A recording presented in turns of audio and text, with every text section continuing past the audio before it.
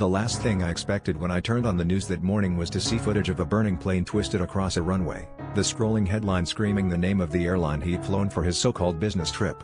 We'd argued the night before about how distant he'd become, how he never answered my calls after 8 p.m., how he refused to take me with him on trips, always brushing me off with a kiss and a lie. Watching the chaos on the screen, my stomach flipped, not with worry, but with something colder, uglier. I called his phone, desperate in spite of myself, and listened as it rang and rang. When I finally got through to the airline, they told me he was with his family, safe, and someone would reach out to loved ones soon. Family? I'm his family.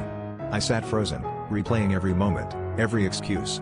Hours later, the news cut to a live interview outside the hospital, a woman sobbing, clutching two kids with the same hazel eyes as his, talking about her husband, the hero who'd saved lives on that plane. He stood behind her, one arm around her shoulders, the other ruffling the hair of a boy who could have been my own son in another world. I stared at the TV, rage burning through me. In that moment, I realized every fight, every late meeting, every time he'd flinched from commitment, had been a carefully crafted performance. I wanted to scream, to throw something, to expose him then and there. Instead, I watched as the world praised his devotion, my phone blowing up with texts from mutual friends, none of whom knew the truth. I was a secret, an extra, a shadow life ducked behind the real one. The next day, he called. His voice was calm, almost relieved. He didn't apologize. He told me it was over, that he couldn't do this anymore, as if I'd been the one sneaking around.